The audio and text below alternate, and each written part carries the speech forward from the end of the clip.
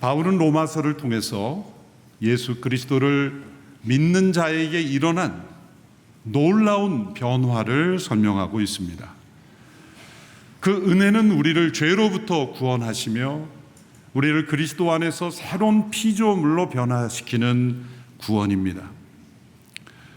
그것은 우리의 죄를 용서하시고 십자가의 보혈을 통해서 우리의 죄를 씻으시며 그리스도의 부활의 은혜를 통해 우리를 의롭다 하시는 구원입니다. 이것을 가리켜 칭의의 구원입니다. 우리를 값없이 하나님의 의롭다 하시는 이 구원은 또한 우리가 이 땅을 살아가는 이 삶 속에서의 구원도 체험합니다. 그것은 바로 성화의 구원입니다. 로마서 6장은 바로 그러한 구원 받은 자의 삶을 설명합니다. 그것은 예수 그리스도의 십자가의 죽음과 함께 우리의 옛사람이 함께 죽었다는 선언입니다. 우리는 그리하여 죄에 대하여 죽은 자가 되었습니다. 죄에 대하여 죽었다는 것은 더 이상 죄를 짓지 않는 완전한 사람이 되었다는 것이 아닙니다. 죄를 짓지 않을 수 있는 길이 열렸고 그러한 능력이 우리에게 주어진다는 것입니다. 그러므로 우리 자신을 의에 드리고 하나님께 드릴 때 우리는 그 복음의 능력을 체험하게 된다는 겁니다. 비유하자면 어느 나라에 들어갈 수 있는 비자를 얻은 것입니다. 비자를 얻었지만 자신이 가고자 하지 않으면 그 비자가 아무 소용이 없게 되었듯이 우리에게 열려있는 이 구원의 삶, 예수 그리스도와 함께 우리 옛사람이 죽음으로 죄를 이기고 승리할 수 있는 이 능력의 삶을 누리는 것은 우리의 몫이라는 거죠. 그러므로 너희 자신을 의의 무기로 드리고 너희 자신을 하나님께 산 자로 드리라 라고 말씀하신 겁니다.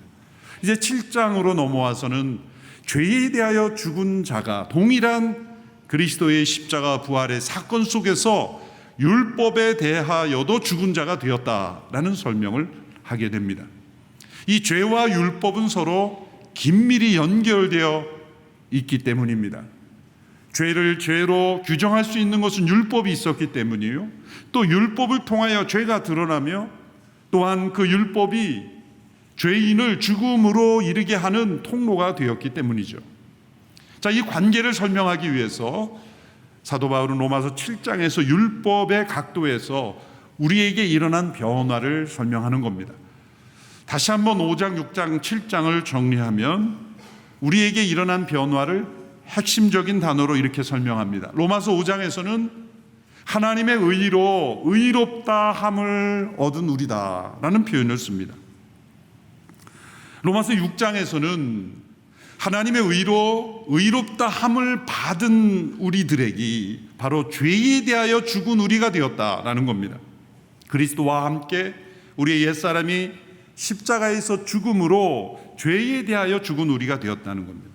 로마서 7장에서는 동일한 경험 속에서 그리스도의 죽음과 함께 우리가 율법에 대하여도 죽은 자가 되었다라는 설명을 하는 것입니다. 이제 오늘 본문의 가장 중요한 말씀은 7장 4절의 말씀이 되겠습니다. 함께 4절의 말씀을 읽겠습니다. 시작. 그러므로 내 형제들이여 여러분도 그리스도의 몸으로 인해 율법에 대해 죽은 자가 됐습니다. 이것은 우리가 다른 분, 곧 죽은 자 가운데서 살아나신 분에게 속해 하나님을 위해 열매를 맺게 하려는 것입니다. 이 말씀 속에 율법에 대해 죽은 자가 되었는데 이것은 율법에 대해 죽은 자가 된 것은 무엇을 위한 것입니다? 죽은 자 가운데 살아나신 분에게 속하여 하나님을 위한 열매를 맺는 것으로 이어진다는 것입니다.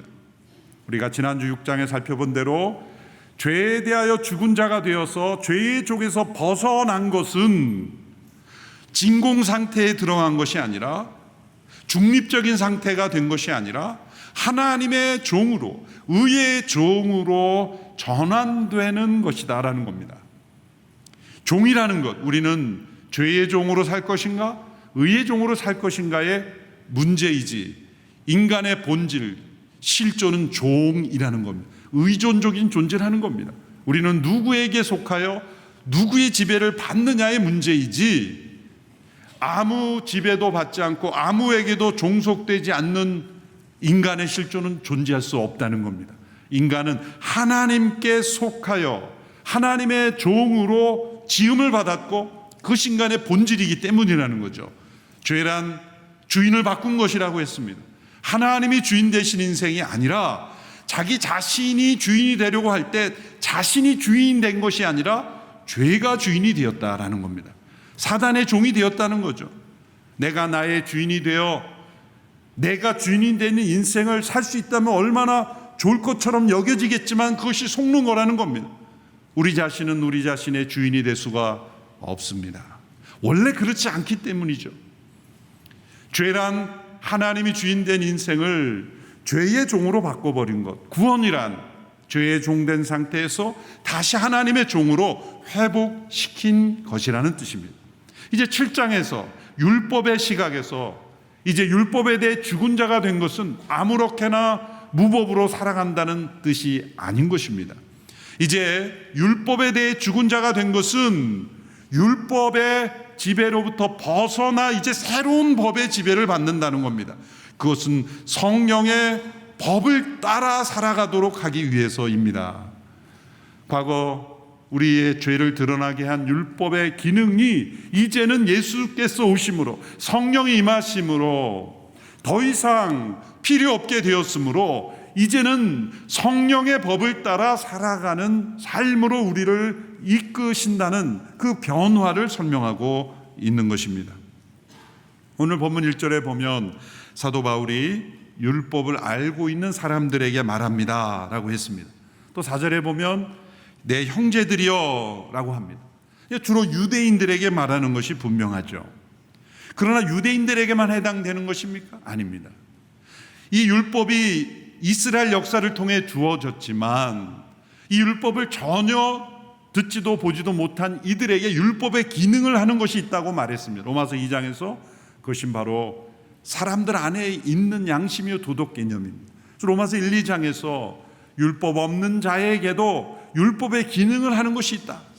모든 사람들의 마음속에는 양심이 있어 그 양심이 옳고 그름을 판단하게 하죠.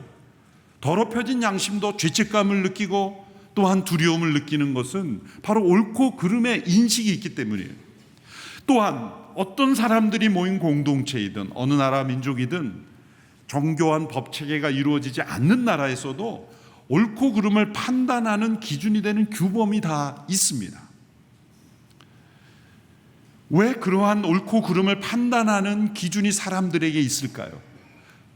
하나님께서 인간에게 도덕 개념을 넣어주신 겁니다. 양심을 넣어주시는 겁니다.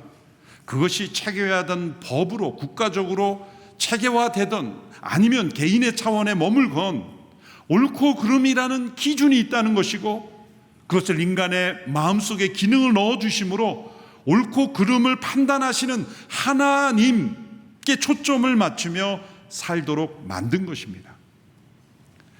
그 시험대가 바로 선악을 알게 하는 나무, 동산 중앙의 나무의 실과를 먹지 말라는 그 금지된 명령을 통해서 가장 기본적인 율법이었죠.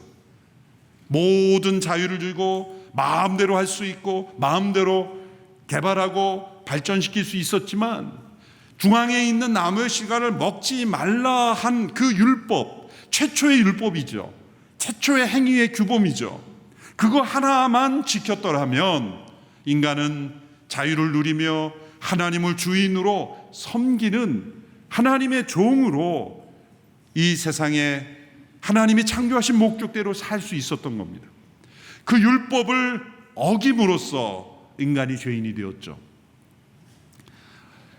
사람들은 그 한 가지를 어긴 것이 왜 그렇게 심각한 것이냐라고 말하지만 사람들의 마음속에는 그 법을 통해서 하나님의 통치를 거부했고 그리고 자신이 주인이 되고자 했기 때문에 결국 자기 자신도 잃어버리고 죄의 종이 되는 타락이 가져왔던 것입니다.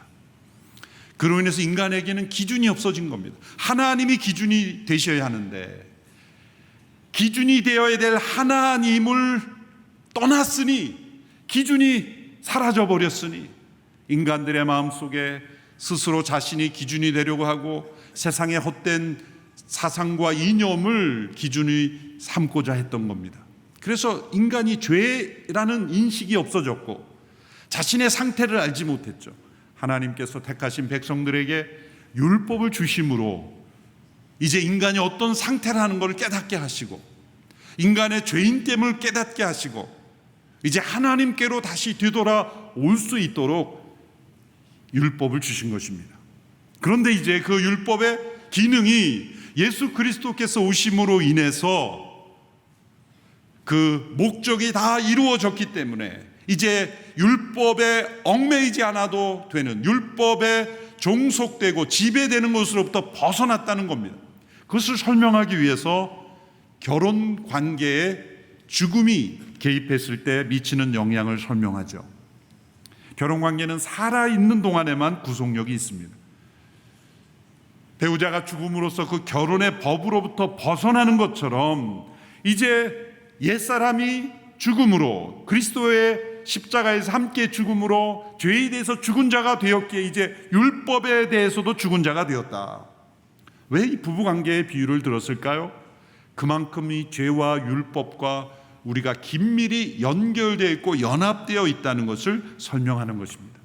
아담 안에서 아담과 함께 우리는 죄와 깊이 우리의 DNA 속에, 유전인자 속에, 우리의 생각과 습관 속에 스며들어 있고 그로 인해서 우리는 율법의 지배를 받을 수밖에 없는 것입니다. 왜?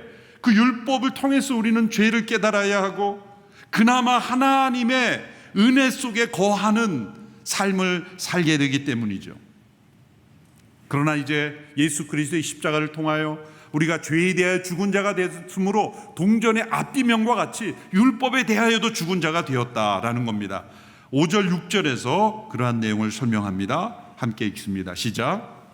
우리가 육신에 있을 때는 율법으로 인한 죄의 정욕이 우리 지체 속에서 작용해 죽음에 이르는 열매를 맺게 했습니다. 그러나 우리가 우리를 올가매던 것에 대해 죽었으므로 율법에서 벗어났습니다. 그러므로 우리는 성령의 새로운 것으로 섬기고 문자에 의한 해묵은 것으로 섬기지 않습니다. 자, 율법에 대해 죽고 율법에서 벗어났다는 것을 이렇게 설명합니다. 문자에 의한 해묵은 것이 아니라 이제 성령의 새로운 것으로 섬긴다. 왜 문자에 의한 해묵은 것이라는 표현을 했을까요? 율법의 조항들이 문자로 되어 있는데 그것이 해묵었다, 그것은 능력이 없다, 그것으로 사람이 변화되지 않는다, 그것으로 죄의 문제를 해결할 수 없다, 그런 의미죠. 왜 그럴까요? 하나님의 율법에도 10계명, 가장 기본이 되는 10계명을 보아도 10가지 계명이 있는데 거기에 하라라는 명령도 있고 하지 말라는 명령도 있죠. 그런데 사람들은 무엇을 하라라는 명령이 있으면 그걸 문자적으로 보아서 어떻게 해석을 하냐면 하라는 걸 적극적으로 하지 않고 어떻게 하면 그것을 안 하면서도 했다고 여기게 만드는 거예요. 하지 말라는 경명이 있으면 어떻게든 하면서도 하지 말라는 거 지켰다고 생각하게 하는 거예요. 예를 들어 보면 살인하지 말라라는 10계명이 있죠. 그러면 누군가 그 사람을 미워하고 정죄하고 코너로 몰아가서 생명을 잃어버리게 만든 그러한 일에 참여한 사람이 있지만 법정에 가서는 저 사람 몸을 압력을 가했다든지 그 사람을 상해를 입혔다든지 내가 그 사람 죽인 일이 없습니다 라고 하면 법정에서는 살인죄를 적용할 수가 없다는 거예요. 명예를 훼손했다고 말할 수는 모르지만은 살인죄라는 것은 또한 그 직접적인 상해를 입혀서 죽음에 이르게 해야 되지 않습니까? 그래서 우리는 그 살인하지 말라는 것을 축소해가지고 나는 살인한 적이 없습니다, 그러므로 이 명령을 어긴 적이 없습니다고 말하지만 예수님은 뭐라고 말씀하셨습니까? 산상수훈에서 너희가 살인하지 말라라는 계명을 들었으나 나는 너에게 이르노니 미워하는 자마다 살인한 자다. 예수님은 살인하지 말라라는 것을 그 이면에 깊은 하나님의 뜻을 맥시마이즈 시킨 거죠. 살인에 이르게 한 미움도 살인이다. 우리는 살인하는 행위가 없으면 살인하지 말라는 걸 지켰다고 주장을 하지만 우리는 그걸 미니마이즈 시키는 거예요. 축소시키는 거예요. 최대한. 그러나 예수님은 그 이면에 살인을 유발할 수 있는 미움조차도 살인이라는 계명을 어긴 것으로 말씀하셨잖아요. 이것이 성령의 법인 거죠. 우리는 또 하라라는 계명 중에서 사랑하라는 말씀, 하나님을 사랑하고 이웃을 사랑하라라는 말씀을 이 생각할 때 하라는 것도 어떻게든 안 하면서도 한 것처럼 우리가 포장하는 거예요. 이웃을 사랑하라 그러면 자기가 가깝고 좋은 사람들에게 잘해주면서 난 사랑하고 있어라고 생각해요. 그런데 예수님은 이렇게 지적하시죠. 너에게 잘해주는 사람만 사랑하면 그건 누가 못하느냐. 원수를 사랑해야 사랑한 것이다. 신명기의 말씀 속에서도 거룩한 삶을 설명하는 율법 가운데도 이런 말씀이 있어요. 길을 가다가 길을 잃은 양이나 소가 있으면 주인을 찾아줘야 된다. 당연하죠. 그런데 말이야, 그 소가 양이 너의 원수의 소유라면 어떻게 하겠는가? 원수의 소유물이라도 찾아줄 수 있어야 그게 이웃을 사랑하는 거다. 여러분, 아무도 보는 사람이 없습니다. CCTV도 없습니다. 그런데 길 잃은 양이 가고 있는데 양에 붙어있는 이름표를 보니까 원수예요. 그럼 여러분 당장 원수에게 전화해서 당신 양이 지금 방황하고 있는데 어디다 갖다 주면 될까요? 그건 진짜 원수를 사랑한 건데 이건 원수네. 은근히 모른 척하고 슬쩍 양을 밀고 지나가고. 그렇다면 그러면서도 우리는 사랑했다라고 그렇게 말할 수 있다는 거죠. 안식일을 거룩히 지키라라는 계명이 있으면 그 의미, 문자를 넘어선 의미를 우리는 어떻게든 최대한 확대해서 지키려고 하지 않고 그것을 조문으로 만들어서 이것을 행하면 안식일을 지키는 것으로 만들어버리는 거예요. 그것이 바리새인들이 한 일입니다. 구약의 율법을 가지고 탈무드를 만들고 미드라시를 만들고 거기에 또 해설서를 만들어가지고 안식일이 되면 지금 유대인들이 지키는 걸 보면 정말 이상한 상황이 돼버렸어요. 안식일을 지키기 위해서 다 호텔에 와 있어요. 주말에. 지금도 예루살렘에 보면 호텔이 그냥 어느 때이든지 꽉꽉 차서 관광객들이 잡을 수가 없어요. 왜 그러냐면 호텔에 오면 룰이 달라지는 거예요. 집에 있으면 복잡한데 호텔에 오면 간단한 거예요. 그러니 다 주말은 호텔에 와서 보내는 거죠. 그러면서도 안식일을 거룩히 지켰다라고 말하는 거죠. 진정한 그 말씀의 문자의 이면에 있는 그 하나님의 뜻을 인간은 언제나 자기 생각대로 축소해서 나는 지켰습니다라고 말한다는 거예요. 그의 문자에 해묵은 것이다. 해묵은 것이다.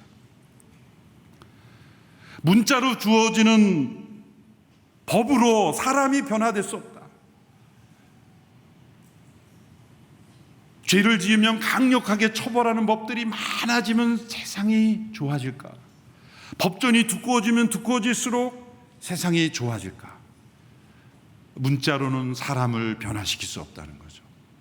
그 법을 피해가는 또 다른 범죄, 그 법을 피해가는 또 다른 어떤 일들.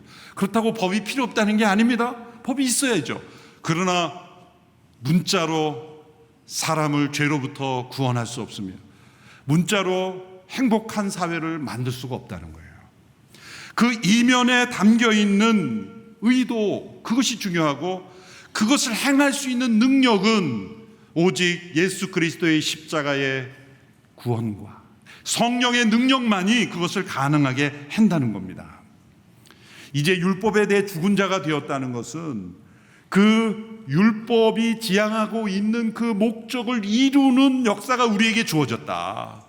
그것이 성령의 능력이고 성령의 법이 그 율법이 바라보게 하고 추구하게 했던 하나님의 뜻과 하나님의 나라의 의의를 우리가 이룰 수 있게 되었으므로 이제는 문자를 보고 그것을 해석하며 지키는 방식으로 우리가 살아갈 필요가 없게 되었다는 거예요. 예수님의 산상수훈이 그 의미를 우리에게 해설해 주고 있는 겁니다.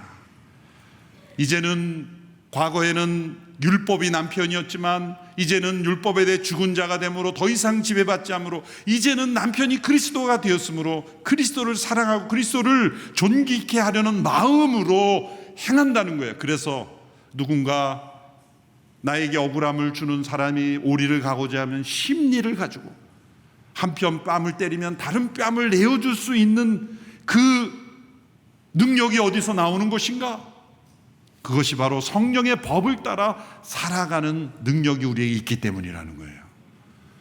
이제는 율법의 조문에 해묵은 것에 의한 인생이 아니라 우리를 구원하신 십자가의 능력과 우리를 새롭게 하시는 성령의 법을 따라 살아갈 수 있게 되었다는 거죠. 왜 이 7장에서 율법에 대한 이야기를 이렇게 길게 늘어놓고 있습니까? 그것은 율법을 지킴으로 의롭게 될 수 있다고 주장하는 율법주의, 또 한편으로는 법은 다 필요 없다고 말하는 율법 폐기주의, 양쪽이 다 잘못됐다는 거예요. 그런데 우리가 예수님을 믿는 믿음의 생활을 하면서도 여전히 율법주의로 살아가는 경향들이 있습니다. 성령의 법을 따라 살아가는데 자신이 만들어 놓았던 규칙, 또 심지어는 교회가 만든 규칙, 그것을 지키면 그것이 자기를 의롭게 하는 수단인 것처럼 그렇게 여기는 것입니다. 이래야 한다 저래야 한다라는 어떤 규칙들이 마치 우리를 의롭게 하는 것처럼, 이스라엘 백성들이, 유대인들이 할례를 지켜야만 하나님 앞에 의롭게 되는 것처럼 되어버린 모양이 우리에게 있다는 거예요. 제가 예전에 미국에서 목회할 때 제가 회색 양복을 입고 설교를 했는데 어느 분이 정색을 하면서 목회자가 회색 양복 입어도 됩니까? 검정색만 입어야 되는 건 아닙니까? 그런 얘기를 너무 진지하게 하는 거예요. 목사님 왜 설교 시간에 자꾸 물을 드십니까?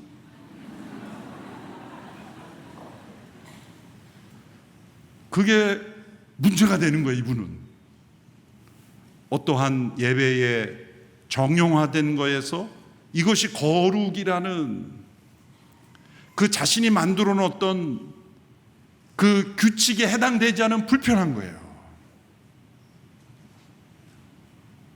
그것이 교회의 전통 속에도 내려올 수 있는 거예요. 그 모든 것은 거룩이 아니라 거북한 겁니다. 우리가 성령의 법을 따라 예수 그리스도 안에서 하나님을 새롭게 만날 수 있는 이것, 율법에 대해 죽은 자가 되었고 이제는 성령의 법으로 새로운 것으로 섬길 수 있는 은혜가 우리에게 주어졌다는 것. 이스라엘 백성들이 율법을 통하여 의롭게 되려는 시도를 오늘날 우리가 또 교회 안에서 해서는 안 돼요. 또 아무런 법도 필요 없이 지킬 필요가 없다라고 하는 방임도 아니죠. 왜? 우리 안에는 성령의 법이 계시기 때문이죠. 그러므로 오늘 7절 이하의 말씀에서 두 가지 질문을 던지면서 대답하는 형식으로 율법의 참된 기능과 목적을 정리해 주고 있습니다. 첫 번째 질문은 그럼 율법이 죄입니까? 라는 질문이죠. 결코 그럴 수 없습니다라는 것. 7절을 우리 같이 읽어보겠습니다. 시작. 그러면 우리가 무슨 말을 하겠습니까? 율법이 죄입니까? 결코 그럴 수 없습니다. 율법 자체는 아무 잘못이 없고 구약에 주신 그 율법을 통해 보면 놀랍게도 하나님의 마음이 담겨 있고 하나님의 뜻이 나타나 있고 의가 무엇인지 기준을 보여주고 있는 겁니다. 근데 문제는 사람들 안에 있는 이 죄성이 그것을 행할 능력이 없으며 또한 그것을 이용하여 사람들은 더 자신을 미화시키고 합리화할 뿐이라는 거죠. 율법의 주된 목적이 무엇인가? 세 가지를 오늘 말씀에서 적용하고 있습니다. 첫째로 율법은 우리에게 죄가 무엇인지를 정의해 줍니다. 탐내지 말라, 간음하지 말라, 살인하지 말라라는 그 율법이 없다면 우리가 죄를 죄로 여기지 못했다는 거예요. 두 번째, 율법은 우리 안에 있는 죄를 드러내 줍니다. 종교개혁자 마틴 루터는 이것을 석회에 물을 부었을 때 열이 나는 것으로 비유합니다. 물이 열을 만든 게 아니죠. 석회에 열을 나게 할 수 있는 것을 품고 있었기에 물을 부었을 때 열이 일어난, 열은 죄고 물은 율법이고 석회는 인간을 의미하는 거예요. 우리에게 율법이 찾아왔을 때 우리 안에 있는 죄가 드러나는 거죠. 철로 역정을 쓴 조한 번연은 이것을 먼지가 자욱한 방에서 빗자루로 쓰는 걸 비유했어요. 이제 문을 열고 방에 들어갔을 때 정돈이 잘 돼 있는 것처럼 보이지만 빗자루로 바닥을 쓸었을 때 먼지가 자욱하게 일어나죠.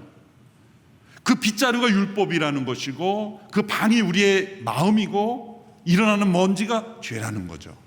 가만히 두었을 때는 아무 문제가 없지만 율법이 임했을 때 인간의 영혼이 얼마나 심각한 죄인이라는 게 나타납니다. 거기서 멈추지 않습니다.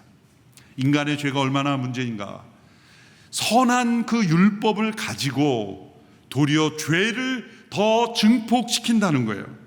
율법은 우리 속에 있는 죄를 증폭시키거나 선동한다. 이것은 율법이 문제라는 게 아니라 죄가 그 율법을 이용하여 오히려 더 죄를 진다는 거예요. 8절의 말씀을 보십시오.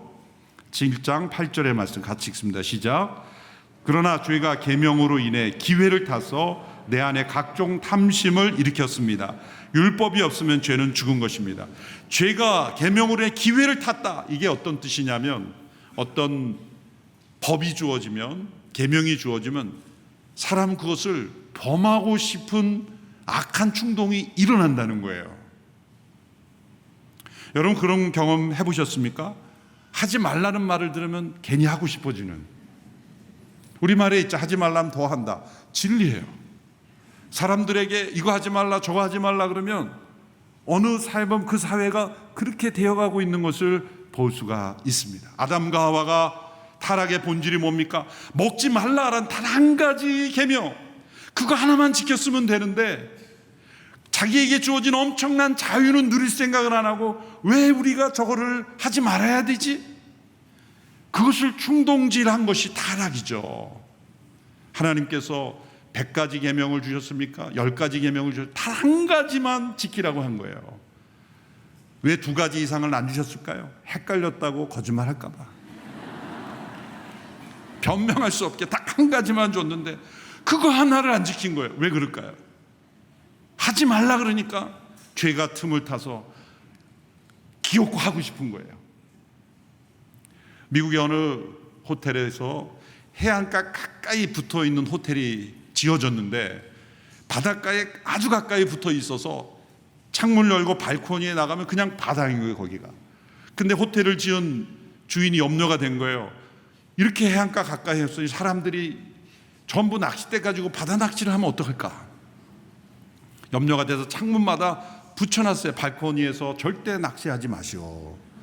근데 시간이 흐르니까 모든 창문에서 다 낚싯줄이 나서 다 낚시하고 있더라는 거예요. 이게 도대체 어떻게 된 거냐. 그래서 이 대책을 어떻게 막을까? 아무리 하지 말라 그래도 계속 낚시를 하니까 게시문을 다 띄워버렸답니다. 그랬더니 거의 하지 않는다는 거예요. 사람들이 이렇게 하지 말라 그러면 더 하는 습관. 요즘 도로에 보면은 이제 제한 속도가 많이 내려갔지 않습니까? 학교에서는 30km 전 아주 엄격하게 되는데 아무도 없고 차도 없고 막 이른 시간이든 늦은 시간이든 사람도 없고 이제 차도 없는데 그 30km든 50km든 그 제한 속도가 있으면 여러분 마음속에 그 제한 표시를 보고 저 표시가 있으니 나는 지켜야 돼, 무슨 일이 있어도. 그런 마음으로 가는 분이 대부분일 거라고 믿습니다. 그런데 어떤 분은 저거 꼭 지켜야 되나? 이렇게 차가 없는데 CCTV도 없는데 이 속도로 가야 되나? 라는 충동이 한 번쯤은 일어난 사람도 있을 겁니다. 손 들어보라고 하지는 않겠습니다. 바로 그걸 얘기하는 거예요. 제가 계명을 이용해 기회를 탄다라는 거예요. 초대교회의 유명한 신학자였던 성 아우구스티누스가 자신의 죄를 고백하는 고백록에서 청소년 시절에 과수원에서 배를 훔친 도둑질을 한 것을 고백합니다. 그때 고백할 때 이런 고백을 합니다. 잘 들어보세요. 나는 도둑질을 하고 싶었고 그래서 했습니다. 도둑질을 하게 된 것은 배가 고파서도 아닙니다. 궁핍해서도 아닙니다. 단지 죄를 짓고자 하는 충동에 어쩔 수 없어서 범한 겁니다. 그렇지 않고서야 내가 이미 더 좋은 것을 많이 가지고 있었음에도 불구하고 그런 것을 훔쳤겠습니까? 내가 즐기고 싶었던 것은 훔친 물건이 아닙니다. 도둑질 자체, 죄 그 자체였다는 겁니다. 나는 망해가는 것을 사랑했습니다. 나쁜 짓을 사랑했습니다. 그 나쁜 짓으로 무엇인가를 얻는다는 것을 사랑하는 것이 아니라 나쁜 짓 그 자체를 사랑했다는 겁니다. 이게 인간의 죄성이에요. 하나님은 율법을 선한 목적으로 주었지만 인간은 그 율법을 이용해서 도리어 죄를 더 짓는, 죄를 기회를 타서 더 짓는 모습. 그러므로 문자에 해묵은 것으로 인간은 구원될 수 없다. 의롭게 될 수도 없다. 도리어 인간은 그 계명을 이용하여 또 다른 범죄, 또 다른 죄를 끊임없이 만들어낼 뿐이다라는 겁니다. 그러나 이제 죄에 대하여 죽은 자가 되므로 율법에 대하여도 죽은 자가 됐고 이제 우리는 성령의 법을 따라 살 수 있게 되었다. 이제 13절에서 두 번째 질문을 던지죠. 선한 것이 죽음을 가져다 주었는가? 13절 말씀 같이 읽어보겠습니다. 시작. 그러면 선한 것이 내게 죽음을 가져다 주었다는 말입니까? 결코 그럴 수 없습니다. 오히려 죄가 죄로 드러나도록 하기 위해 그 선한 것으로 내게 죽음을 가져왔습니다. 이는 계명으로 인해 죄가 더욱 죄가 되게 하려는 것입니다. 율법은 우리를 죄에서 해방시키기에 무능할 뿐만 아니라 더 심하게 죄에 속박하게 할 뿐이다. 율법은 선한 것이지만 우리의 죄는 그 율법을 도리어 이용하여 죽음에 이르게 되었다는 겁니다. 그러므로 문자에 해묵은 것으로는 결코 우리가 하나님 앞에 의롭다함을 얻을 수 없다. 율법은 이 죄를 죄로 드러나게 하고 우리가 얼마나 하나님 앞에 스스로의 힘으로 의롭다 함을 얻을 수 없는가를 보여주는 목적을 충실히 행했다는 거예요. 이제 우리는 율법을 몰라도 성령의 법을 따라 살아가는 사람이 된다면 그러고 나서 율법 조문을 보면 이미 다 지키고 있는 것입니다. 하나님을 사랑하고 이웃을 사랑하고 예수 그리스도의 십자가의 보혈로 구속을 받고 그 은혜에 감사하며 성령의 법을 따라 살아가는 사람들은 구약에 나오는 율법을 읽지 않아도 놀랍게도 그 율법이 요구하는 것을 다 행하고 살아가고 있을 거라는 말이에요. 그리고 그 이상을 살아가는 인생이 될 거라는 말입니다.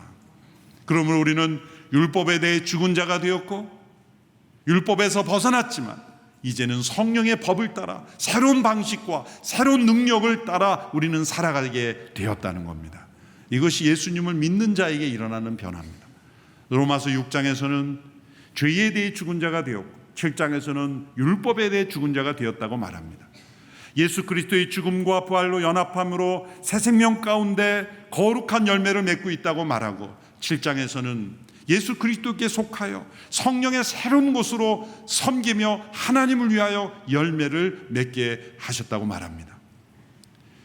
죄와 연합되어 있고 율법 아래 있을 때 우리는 열매 맺는 삶을 살지 못했습니다. 그러나 이제 죄에 대하여 죽고 의의 종이 되며 이제는 율법으로 벗어나 성령의 법을 따라 살아갈 때 이제는 하나님을 위한 열매를 맺는 인생을 살 수 있게 되었다. 이런 놀라운 변화를 우리의 삶 속에서 체험하는 우리 모두가 되기를 바랍니다. 오늘 핵심 구절인 7장 4절 6절을 다시 한번 읽고 말씀을 맺겠습니다. 시작.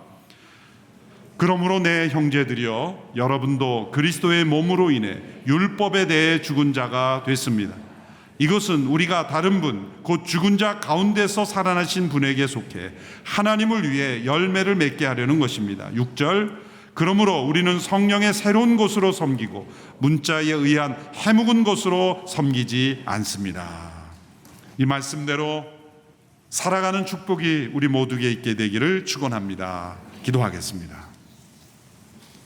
살아계신 하나님 아버지, 죄에 대하여 죽은 자가 되게 하신 은혜 주신 것 감사합니다. 더 이상 죄가 우리를 다스리지 못하게 됨을 감사합니다. 오직 하나님만이 우리를 다스릴 수 있음을 믿습니다. 율법에 대하여 죽은 자가 됨으로 문자의 조문을 따라 우리 자신을 합리화하고, 그리고 우리가 행해야 될 의무를 축소하고, 그리고 우리 자신을 거짓으로 포장하는 삶으로 살지 않게 됨을 감사합니다. 이제는 성령의 법을 따라 하나님의 뜻을 깨닫고 그 뜻 가운데 살아갈 수 있는 열매 맺는 인생 살 수 있게 하셨으니 감사합니다. 이제는 생명의 성령의 법을 따라 살아가는 저희들이 되게 하시고, 그 능력 가운데 날마다 구원을 이루어가는 저희들이 되게 하옵소서. 예수님의 이름으로 기도하옵나이다. 아멘.